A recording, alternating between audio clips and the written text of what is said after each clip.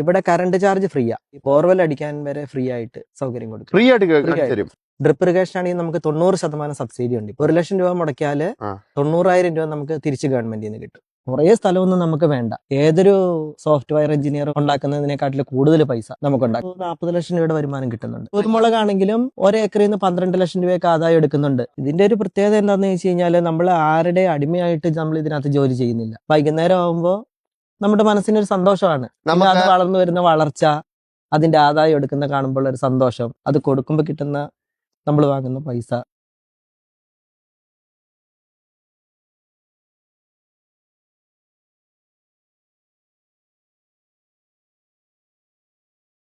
കൃഷി മേഖലയിലേക്ക് ഇറങ്ങുന്ന വിദ്യാഭ്യാസം വിവരമില്ലാത്തന്നെ ഇറങ്ങുന്നതെന്നാണ് നാട്ടിലൊക്കെ ഒരു വർത്താനം. ഈ നമ്മൾ കേരളത്തിൽ ഇപ്പൊ കൃഷിക്കാരനാന്ന് പറഞ്ഞാൽ പെണ്ണ് പോലും കിട്ടാൻ പലർക്കും ഇപ്പൊ പാടാണ്.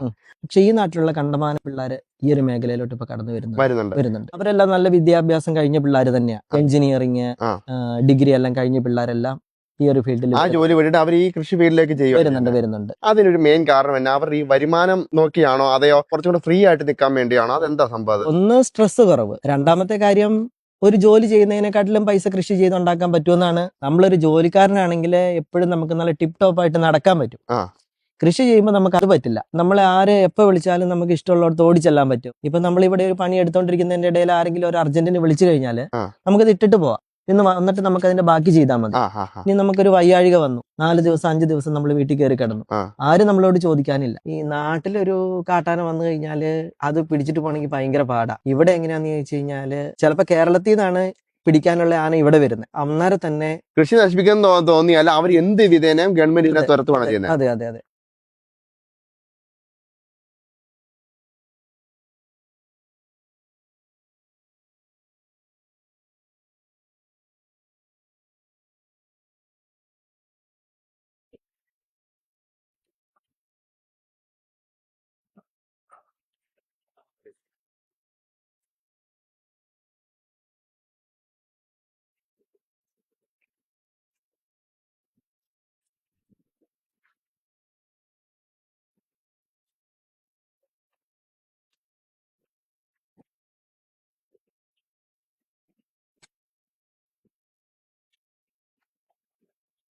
എന്റെ പേര് ജൈജു.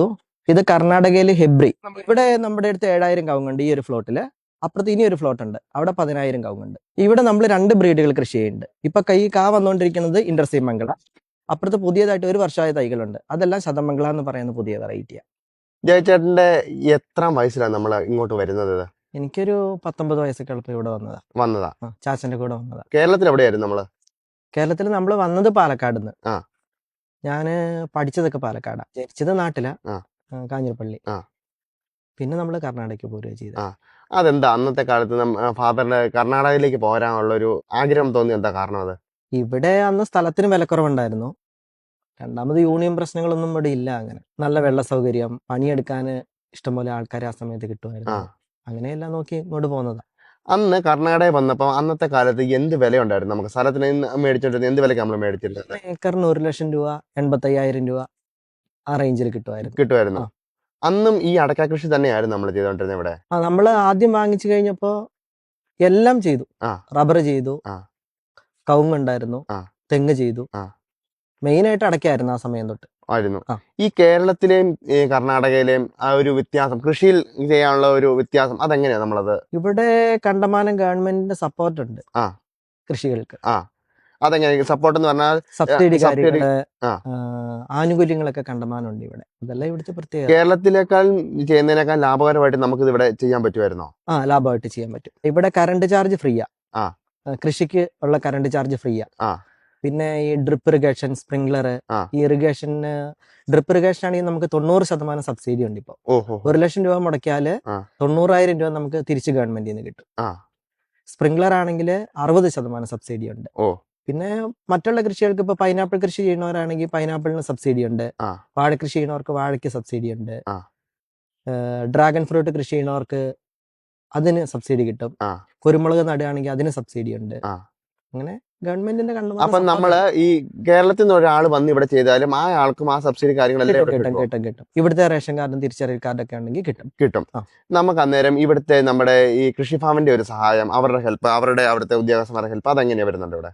അവര് നല്ല രീതിയിൽ സഹകരിച്ച് പോകുന്നുണ്ട് നമ്മളുമായിട്ട്.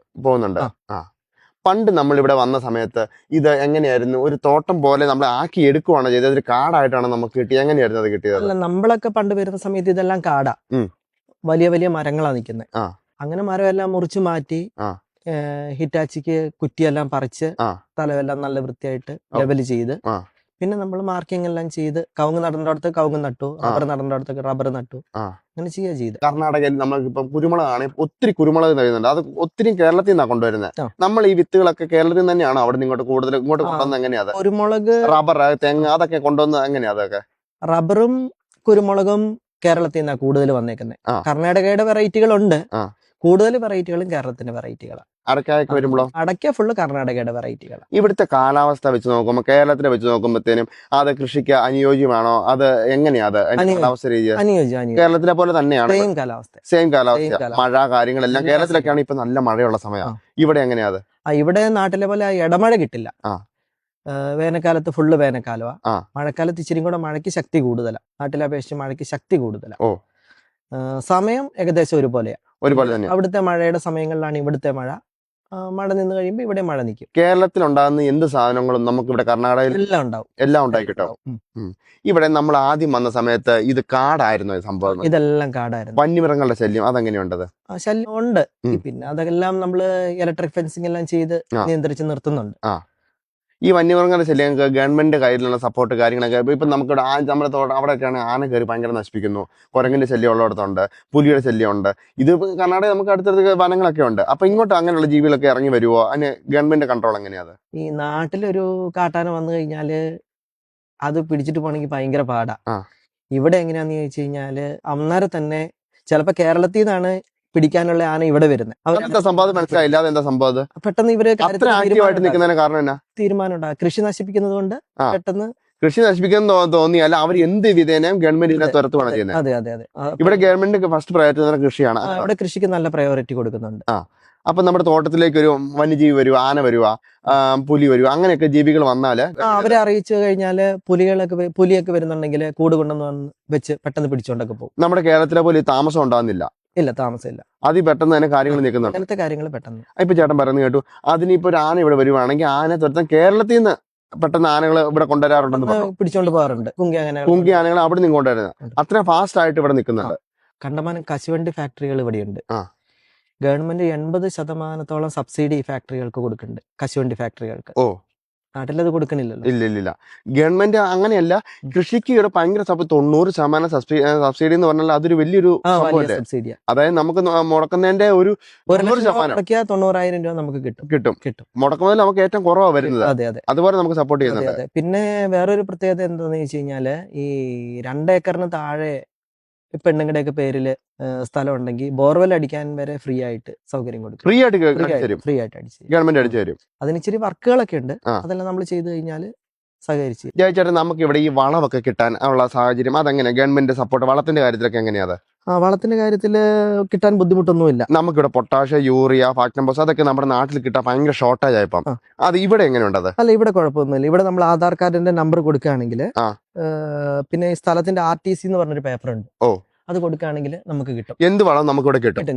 അത് എങ്ങനെയാ? സമയങ്ങളിൽ മാത്രം മാർക്കറ്റിൽ ഷോർട്ടേജ് വരുമ്പോൾ ഉള്ള ആ ഒരു ബുദ്ധിമുട്ട് മാത്രമേ ഉള്ളൂ. അതിന് നമുക്ക് സബ്സിഡി കാര്യങ്ങൾ അങ്ങനെ വല്ലതും തരാറുണ്ടോ ഗവൺമെന്റിൽ നിന്ന്? വളങ്ങൾക്ക് അങ്ങനെ സബ്സിഡി കുറവാണ്. കഴിഞ്ഞ ദിവസം ഞങ്ങൾ ഒരു കുരുമുളക് തോട്ടത്തിൽ പോയി. 19 ഇനം കുരുമുളക് പുള്ളി ചെയ്യുന്നുണ്ട്. അപ്പൊ പുള്ളി പറഞ്ഞു, എനിക്ക് ഇതിനെല്ലാം സപ്പോർട്ട് ചെയ്യുന്ന കർണാടകത്തിലെ ഒരു സയന്റിസ്റ്റ് ആണ്. അപ്പം ഗവൺമെന്റിന്റെ കീഴിൽ തന്നെയുള്ള സയന്റിസ്റ്റ് ആണ്. അപ്പൊ നമുക്ക് ഇവിടെ ഈ സയന്റിസ്റ്റുകളുടെ ഒക്കെ സഹായവും പിന്നെ കൃഷിഭവന്റെ സഹായവും അത് എങ്ങനെയുണ്ട്? അത് ഇവിടെ നന്നായിട്ട് സപ്പോർട്ട് ചെയ്യുന്നുണ്ട്. നമുക്ക് ഇവിടെ തോട്ടത്തിൽ വന്ന ഒരു കാര്യങ്ങൾ നോക്കി നമ്മൾ എന്തെങ്കിലും സംശയങ്ങൾ ചോദിച്ചു കഴിഞ്ഞാല് അവർ കൃത്യമായിട്ട് വന്ന് പറഞ്ഞു തരണമെങ്കിൽ വന്ന് പറഞ്ഞു തരിക തന്നെ ചെയ്യും. അല്ലാതെ നമുക്കൊരു മടി വിചാരിക്കും അങ്ങനെ സംഭവങ്ങളൊന്നുമില്ല. അതെ ഞാൻ ചോദിക്കുന്നത്, നമുക്കിപ്പം ഇതിനെ കുറിച്ചൊക്കെ പഠിക്കാൻ ഒരു ക്ലാസ് കാര്യങ്ങൾ അതെല്ലാം ക്ലിയർ ആയിട്ട് പറഞ്ഞ് ക്ലിയർ ആക്കി തരും. നല്ല നല്ല തോട്ടങ്ങളിലൊക്കെ കൊണ്ടുപോയി നമുക്ക് വേണമെങ്കിൽ അതെല്ലാം കൊണ്ടുപോയി കാണിച്ചു തരും. അവരുടെ ഗവേഷണ കേന്ദ്രത്തിന്റെ തന്നെ തോട്ടങ്ങളുണ്ട്, അവിടെ പോയി കാണുന്നതിന് കുഴപ്പങ്ങളില്ല. ഇപ്പൊ ഞാൻ ചോദിക്കുന്നത് കേരളത്തിലൊക്കെയാണ് ഇപ്പം പല പല കേടുകൾ ചില മരങ്ങൾക്കൊക്കെ ഉണ്ടാകുന്നുണ്ട്. അപ്പൊ അതിനൊക്കെ പല സൊല്യൂഷൻ കണ്ടുപിടിക്കാൻ ഭയങ്കര താമസം അവർ എടുക്കുന്നുണ്ട്. ഇപ്പൊ നമുക്ക് ഇവിടെ മഹാളി പോലെ എന്തെങ്കിലും അങ്ങനെയൊക്കെ രോഗങ്ങൾ വന്നു കഴിഞ്ഞാൽ ഗവൺമെന്റ് സപ്പോർട്ടോ കാര്യങ്ങൾ എങ്ങനെയാ അത് വരുന്നത്? വന്ന് തോട്ടങ്ങളെല്ലാം വിസിറ്റ് ചെയ്ത് മനസ്സിലാക്കി പോകുന്നുണ്ട് അവര്. കൃത്യമായിട്ട് തന്നെ നമുക്ക് അതിന്റെ റിപ്ലൈ കിട്ടും. ജയിച്ചേട്ടാ, നമ്മുടെ ഇവിടെ ഉണ്ടല്ലോ എങ്ങനെ യുവാക്കൾ കൃഷിയിലേക്ക് ഇറങ്ങുന്ന ഒരു സ്വഭാവം അതെങ്ങനെ കാണുന്നുണ്ടത്? നമ്മുടെ നാട്ടിലൊക്കെ പലരും പുറത്തോട്ട് പോകുന്ന ഒരു രീതിയാണ് കാണുന്നത്. ഇവിടെ ജയിച്ചേട്ടൻ ഇപ്പം ഇത്രയും പ്രായമുള്ളൂ, ഈ മേഖലയിലേക്കൊക്കെ വന്നു. അപ്പൊ ഇവിടുത്തെ യുവാക്കളുടെ ഒരു കാഴ്ചപ്പാട് അവരെങ്ങനെയാ അത്? ഇവിടെ കണ്ടമാനം ആൾക്കാർ ഇപ്പൊ ഇറങ്ങുന്നുണ്ട്. അതിപ്പോ പറയുകയാണെങ്കിൽ നമ്മുടെ ഡോക്ടർ വേണുഗോപാൽ സാറ് 2-3 കുരുമുളക് കൃഷി ചെയ്യുന്ന പയ്യന്മാരെ പൊക്കിക്കൊണ്ട് വരുന്നുണ്ട്. പിന്നെ എന്നെ സംബന്ധിച്ച് എനിക്ക് ചെറുപ്പം തൊട്ട് ഇത് താല്പര്യമായിരുന്നു. ഏകദേശം എന്റെ പ്രായമുള്ള പലരും ചെയ്യുന്നുണ്ട് ഇവിടെ. അന്യന്മാരാണെങ്കിലും ഒരാള് എഞ്ചിനീയറിംഗ് കഴിഞ്ഞിപ്പോ ഈ ഫീൽഡിലുണ്ട്. പിന്നെ ഫോട്ടോഗ്രാഫി കഴിഞ്ഞ് രണ്ടാമത്തെ അനിയൻ ഫോട്ടോഗ്രാഫി കഴിഞ്ഞു. അവനും ഇപ്പൊ ഈ ഫീൽഡിൽ അവരെല്ലാം ഇപ്പൊ കൃഷിയുടെ ഫീൽഡിലോട്ട് വരുന്നുണ്ട്. അവരെല്ലാം വരുന്നുണ്ട്. അതായത് നല്ല വിദ്യാഭ്യാസം ഉള്ളവരും ഇപ്പൊ കൃഷി മേഖലയിലേക്ക് ഇറങ്ങുന്ന വിദ്യാഭ്യാസം വിവരമില്ലാത്തവനെ ഇറങ്ങുന്നതെന്നാണ് നാട്ടിലൊക്കെ ഒരു വർത്താനം. പക്ഷെ നമ്മുടെ ഇവിടെ നോക്കിയാൽ നല്ല വിദ്യാഭ്യാസം ഉള്ളവരും നല്ല കഴിവുള്ളവരും നല്ല ജോലി ഉള്ളവരും അത് ഉപേക്ഷിച്ചിട്ട് പലരും ഇവിടെ കൃഷിയിലേക്ക് ഇറങ്ങുന്നുണ്ട്. അതിനൊരു മെയിൻ കാരണം എന്നാ? അവർ ഈ വരുമാനം നോക്കിയാണോ അതെയോ കുറച്ചുകൂടെ ഫ്രീ ആയിട്ട് നിൽക്കാൻ വേണ്ടിയാണോ? അതെന്താ സംഭവം? ഒന്ന് സ്ട്രെസ് കുറവ്, രണ്ടാമത്തെ കാര്യം ഒരു ജോലി ചെയ്യുന്നതിനെക്കാട്ടിലും പൈസ കൃഷി ചെയ്തുണ്ടാക്കാൻ പറ്റുമെന്നാണ് എന്റെ സ്വന്തമായ കാഴ്ചപ്പാട്. അതൊന്ന് വ്യക്തമായിട്ടൊന്ന് പറഞ്ഞുതരാം ഞങ്ങൾക്ക്. നല്ല ഒരു 5 ഏക്കർ സ്ഥലം മതി. കുറേ സ്ഥലമൊന്നും നമുക്ക് വേണ്ട. നല്ല ഒരു 5 ഏക്കർ സ്ഥലമൊക്കെ ഉണ്ടെങ്കിൽ ഏതൊരു സോഫ്റ്റ്വെയർ എഞ്ചിനീയർ ഉണ്ടാക്കുന്നതിനെക്കാട്ടിലും കൂടുതൽ പൈസ നമുക്ക് ഉണ്ടാക്കാം. കൂടുതൽ പൈസ നമ്മൾ പറയുന്നത് അത് നമുക്കൊരു അത് കൃത്യം ഒരു എമൗണ്ട് ആയിട്ട് ജയിച്ചിട്ടുണ്ട് ഒന്ന് പറഞ്ഞു തരാൻ പറ്റുമോ? അത് നമ്മൾ ചെയ്യുന്ന കൃഷികളെ ഡിപ്പെൻഡ് ചെയ്തിരിക്കും. ഇപ്പൊ അടയ്ക്ക് നല്ല വിലയുണ്ട്. ഇപ്പൊ നമ്മൾ 1 ഏക്കർ അടയ്ക്കൊക്കെ ഒരു കവുങ്ങുന്തോട്ടത്തിന്റെ കണക്ക് പറഞ്ഞു 6.5 ലക്ഷം രൂപ പറഞ്ഞു. 5 ഏക്കർ കവുങ്ങുന്തോട്ടം ആയപ്പോ പൈസ എത്രയായി? 30 ലക്ഷം രൂപയായി. 12 മാസം ജോലി ചെയ്യുന്ന ഒരു എഞ്ചിനീയർക്ക് കിട്ടുന്നതിനെക്കാട്ടിലും പൈസ കിട്ടുന്നില്ല. അതുപോലെ കുരുമുളകാണെങ്കിലും 1 ഏക്കറിൽ നിന്ന് 12 ലക്ഷം രൂപയൊക്കെ ആദായം എടുക്കുന്നുണ്ട്. ജോർജ് ചേട്ടനെ പോലുള്ള ആൾക്കാർ എടുക്കുന്നുണ്ട്. പിന്നെ ഇപ്പൊ ഈ കവുങ്ങിന്റെയും കുരുമുളകിന്റെ ഒക്കെ കാര്യം നമ്മൾ ഇത്ര വില കൂടി നിൽക്കുന്നത് കൊണ്ടാണ് ഇങ്ങനെ പറയുന്നത്. നമ്മൾ ഒരു കൃഷിയുടെ പുറകെ മാത്രം നമ്മൾ കറങ്ങരുത്. നമ്മളെല്ലാ കൃഷിയും മിക്സ് ചെയ്ത് ചെയ്യണം. നമ്മുടെ തോട്ടത്തിൽ എല്ലാ കൃഷി നമ്മൾ മിക്സ് ചെയ്ത് ചെയ്യണം എന്ന് പറയുമ്പോൾ അവിടെ ഒരു കൺഫ്യൂഷൻ ഉണ്ടാകുന്നുണ്ട്. ഇതിപ്പോ നമ്മൾ മിക്സ് ചെയ്ത് ഒരു ഏക്കർ സ്ഥലം ഉള്ളെന്ന് ഓർത്തോ, അതിന്റെ അകത്തൊരു കണ്ടമാനം ഉള്ള കൃഷി എല്ലാം കൂടെ ചെയ്യാന്നുള്ള അല്ലല്ലോ? അതെങ്ങനെയാ? അതിപ്പോ നമ്മള് എല്ലാ കൃഷിയുടെയും പ്രധാനം എന്ന് പറയുന്നത് അതിന്റെ സ്പേസിംഗ് ആണ്. ഇപ്പൊ തെങ്ങ് കൃഷിയാണ് നമ്മൾ ചെയ്യണതെങ്കിൽ തെങ്ങിനടിയിൽ ജാതി നടാം, കൊക്കോ നടാം, കുരുമുളക് കൃഷി ചെയ്യാം, കാപ്പി വേണമെങ്കിൽ കാപ്പി കൃഷി ചെയ്യാം.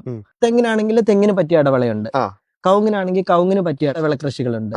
അതുപോലെ നമ്മൾ ചിന്തിച്ച് ചെയ്യുകയാണെങ്കിൽ നമുക്കൊരിക്കലും പരാജയം വരില്ല. നമുക്കിപ്പോ 5 ഏക്കർ സ്ഥലമാണ് ജയിച്ചേട്ടൻ പറഞ്ഞു വരുന്നതാണോ? ഈ 5 ഏക്കർ സ്ഥലം ഉള്ള ഒരാളാണെങ്കിൽ അതിന്റെ അകത്ത് കമുകൻ തോട്ടം വേണം, തെങ്ങിൻ തോട്ടം വേണം, കൊടിത്തോട്ടം വേണം, അങ്ങനെയാണോ ഉദ്ദേശിച്ചേക്കുന്നത്? അങ്ങനെ ചെയ്യാൻ പറ്റും. നമ്മളിപ്പോ ഒരു 5 ഏക്കർ സ്ഥലം ഉണ്ടെങ്കിൽ അതിനെ ഒരു 3 ആയിട്ട് ഡിവൈഡ് ചെയ്തിട്ട് ഈ എല്ലാ കൃഷികളുടെ ഇടയിൽ നമുക്ക് വേറെ കൃഷികൾ ചെയ്യാം. നമുക്കപ്പം ഈ യുവാക്കൾക്ക് നല്ല രീതിക്ക് കൃഷി മുമ്പോട്ട് കൊണ്ടുപോകാൻ പറ്റുമെന്നാണ് ജയിച്ചേട്ടന്റെ ഒരു അഭിപ്രായം? പറ്റും. അത് നല്ലൊരു ആദായത്തിലും എത്തിക്കാം, നല്ലൊരു വരുമാനം, മനസ്സിന് സന്തോഷം എല്ലാം ഉണ്ടാവും. ഇതിന്റെ ഒരു പ്രത്യേകത എന്താന്ന് വെച്ച് കഴിഞ്ഞാല് നമ്മൾ ആരുടെ അടിമയായിട്ട് നമ്മൾ ഇതിനകത്ത് ജോലി ചെയ്യുന്നില്ല.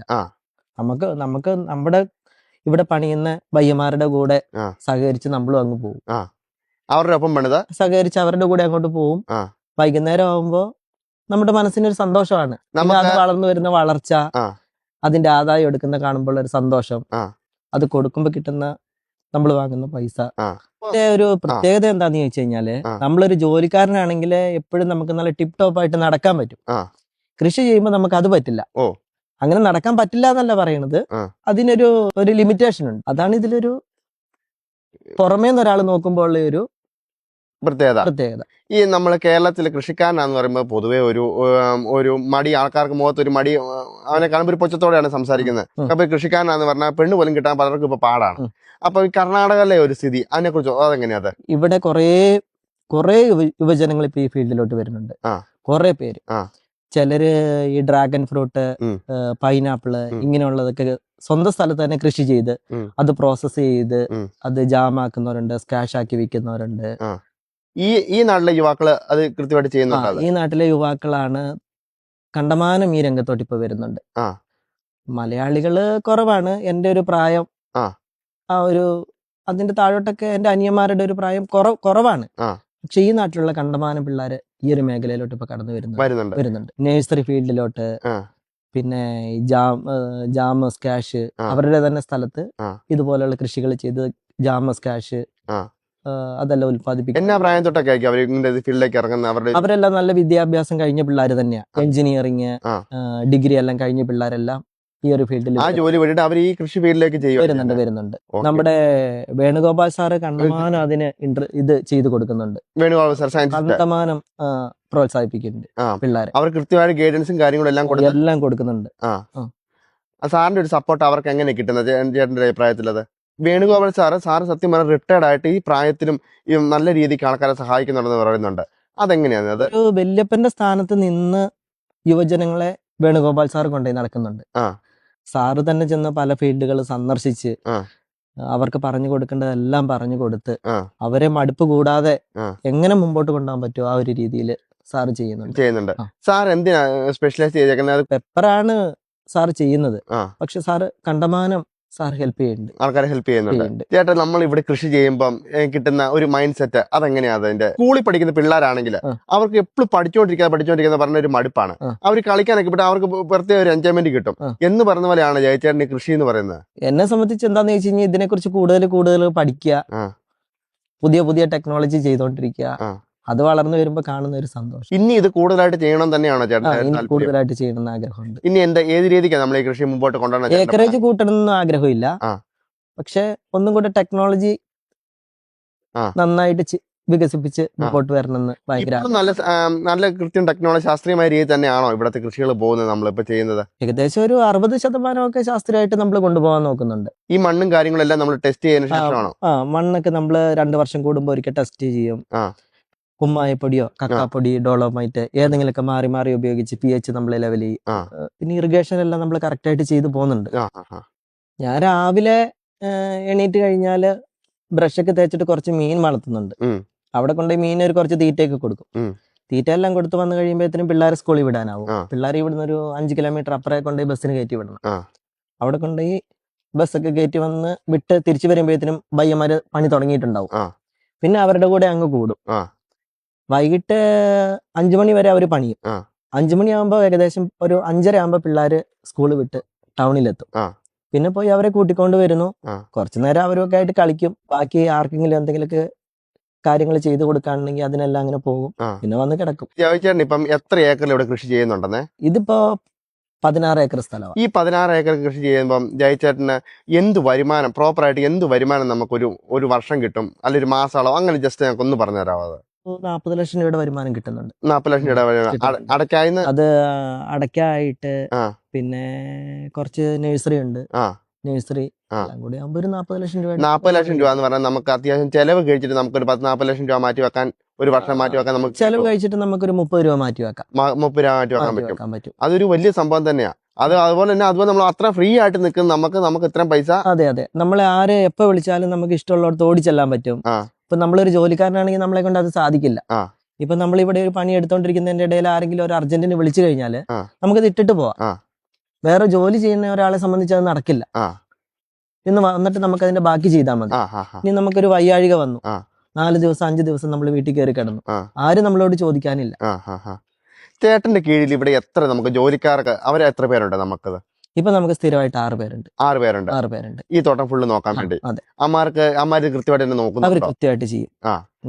ഇനി നമ്മളില്ലെങ്കിൽ തന്നെ അവര് നല്ല മനോഹരമായിട്ട് നമ്മളുള്ളതിനെക്കാട്ടിലും ഒന്നും കൂടെ വൃത്തിയായിട്ട് അവർ ചെയ്യും. നമ്മൾ കൃത്യമായ ഒരു ഗൈഡൻസ് മാത്രം അവർക്ക് കൊടുത്താൽ മതി. പിന്നെ നമ്മളുള്ളപ്പോ നമ്മൾ അവരുടെ കൂടെ ഉണ്ട്. നമ്മളൊരു മുതലാളിയായിട്ട് വീട്ടിൽ പോയിരിക്കൊന്നുമില്ല. നമ്മൾ അവരുടെ കൂടെ ഉണ്ട്, പറഞ്ഞു കൊടുക്കാനും അവരുടെ കൂടെ ചെയ്യാനും. ചിലപ്പോ ഏറ്റവും കഷ്ടപ്പാടുള്ള പണി അവരുടെ കൂടെ നമ്മളായിരിക്കും ചെയ്യേണ്ടത്. അത് നമ്മൾ ചെയ്യും. അപ്പൊ ആ കൂടുതൽ അവന്മാരും അത് ചെയ്യും. നമ്മൾ കുറെ കാലം നമ്മുടെ കൂടെ അങ്ങനെ നിന്ന് കഴിയുമ്പോ ഓട്ടോമാറ്റിക്കലി അവര് നമ്മളെക്കാട്ടിലും മുമ്പിൽ കയറും. ഇപ്പൊ കാട് വെട്ടുന്ന മെഷീൻ തന്നെ ഇവിടെ നമ്മുടെ പയ്യന്മാര് 3 പേര് വെട്ടും. അവർക്കൊന്നും അറിയില്ലായിരുന്നു. ആദ്യം 2 മെഷീൻ ഉണ്ട് നമുക്ക്. ആദ്യം ഇത് വെട്ടി തുടങ്ങുമ്പോ ഞാൻ വെട്ടുന്നതിന്റെ 4-1 അവര് വെട്ടില്ല. ഇപ്പൊ അവര് വെട്ടുന്നതിന്റെ 5-1 എന്നെ കൊണ്ട് വെട്ടാൻ പറ്റില്ല. അത്രയ്ക്ക് അവര് കവറായി പോയി. ചേട്ടാ, ഇവരുടെ ഒരു സഹായം എങ്ങനെ നമുക്കത്? പുള്ളി നമ്മുടെ കൂടെ ഇപ്പൊ 20 വർഷം, എനിക്ക് 20 വയസ്സ് പ്രായമുള്ളപ്പോ എന്റെ കൂടെ വന്ന് കൂടിയതാ. ആ. പുള്ളിയെ ഏറ്റവും കൂടുതൽ സഹായിക്കുന്നത്. ഓഹോ.